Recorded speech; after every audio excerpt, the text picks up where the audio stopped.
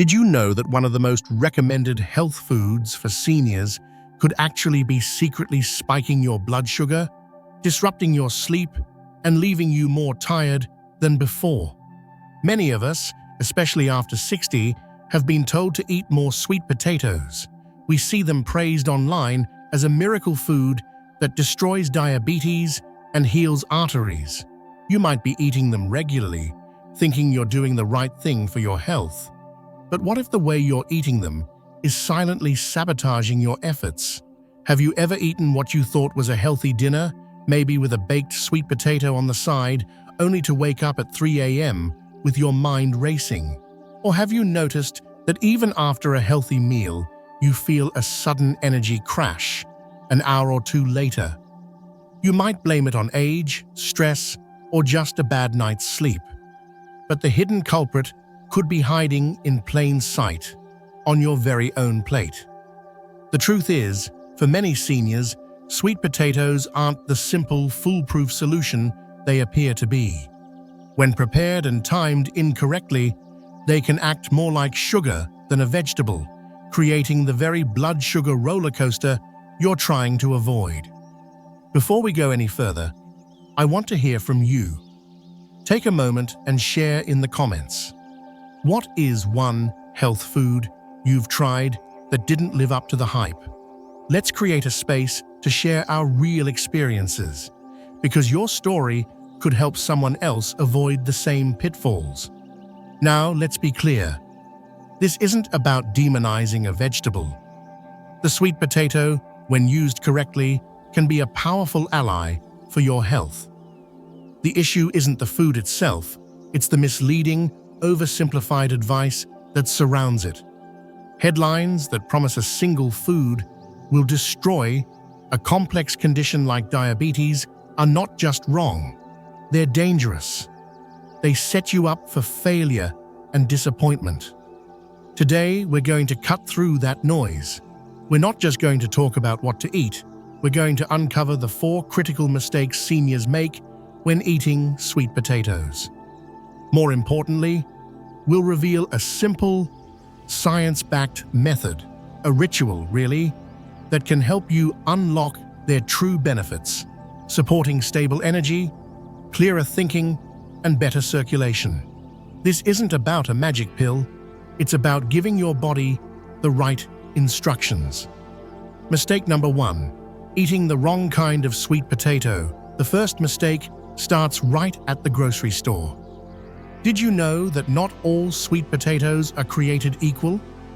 The bright orange sweet potato, common in most American supermarkets, is what most of us grab. While it's certainly nutritious, it has a higher water content and a faster releasing sugar profile. For someone whose system is already sensitive to carbohydrates, this can be a problem. The variety often used in places like Okinawa, famous for its healthy, long-living population, is different. It's the Japanese sweet potato, sometimes called a murasaki.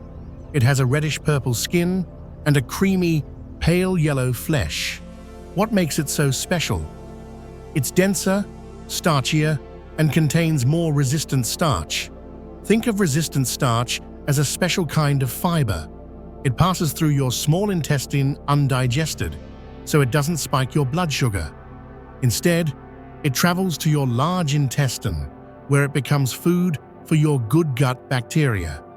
These bacteria, in turn, produce compounds that help improve insulin sensitivity and reduce inflammation. So, by choosing the common orange variety, you might be missing out on the very component that makes the sweet potato so beneficial for blood sugar control. If you can't find the Japanese kind, don't worry. We'll discuss how to adjust for that later. But recognizing the difference is the first step. Mistake number 2, preparing it the wrong way. But let's say you've found the right potato. The next mistake happens in the kitchen, and it's one almost everyone makes. How do you prepare it? Do you bake it until it's soft and caramelized? Do you mash it with butter and maybe a touch of brown sugar? Or do you cut it into fries and roast it with oil? While these methods are popular, they fundamentally change how your body processes the food. Baking a sweet potato at high heat for a long time breaks down its complex carbohydrates into simple sugars, dramatically increasing its glycemic index. Suddenly, that healthy vegetable behaves more like a dessert. The sugars hit your bloodstream fast and hard, forcing your pancreas to release a flood of insulin. And what follows a spike? A crash. That's the fatigue, brain fog, and renewed craving for sugar you feel soon after. The solution is far simpler and gentler: steaming.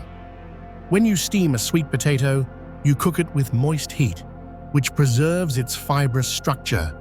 The sugars are not as concentrated, and the release of glucose into your bloodstream is much slower and more controlled. It's not about making the potato taste like candy, it's about respecting its natural form to get a calm, steady stream of energy. Mistake number 3, eating it at the wrong time. Now, this next mistake is one of the most insidious because almost no one talks about it. It's not just what you eat or how you prepare it, but when you eat it. Many seniors have their largest meal at dinner, often including carbohydrates like a sweet potato. But as we age, our insulin sensitivity naturally decreases as the day goes on. Your body is simply less equipped to handle carbohydrates in the evening than it is earlier in the day. Have you ever felt that 3 a.m. wake-up where your heart is beating a little faster and your mind won't shut off? That can be a direct result of a late-night blood sugar spike followed by a crash. Your body releases stress hormones like cortisol and adrenaline to bring your blood sugar back up, and those are the very same hormones that jolt you awake. Eating a sweet potato, even a steamed one, late at night can be a recipe for restless sleep and next-day fatigue. Instead of providing restorative energy, it disrupts the very systems responsible for repair and recovery. The energy from that meal isn't being used for activity, it's simply turning into a problem your sleeping body has to solve. Mistake number 4, eating it all alone. The final mistake is treating the sweet potato as a standalone item. You might think, it's a vegetable, it's healthy, I'll just have a small one on its own.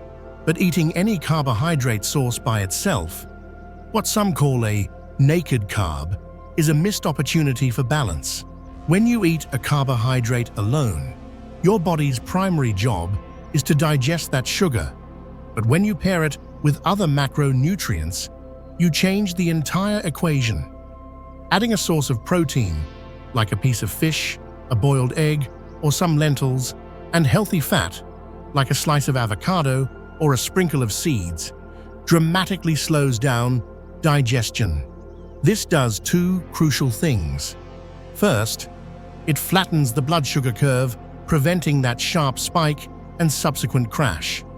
Second, it provides a more complete nutritional signal to your body. Protein and fat promote satiety, telling your brain that you are full and nourished. This prevents the overeating and cravings that often follow a carb-heavy meal. Eating a sweet potato alone might give you a quick burst of energy, but pairing it correctly gives you sustained vitality. The solution: the 4-step sweet potato ritual. So, now that we've uncovered the hidden dangers, what should you do instead? How can you turn this potentially problematic food into a true ally for your health? It's not about a complicated recipe, it's about a simple 4-step ritual. Step 1. Choose with intention. Whenever possible, opt for the Japanese sweet potato with the purple skin and pale flesh.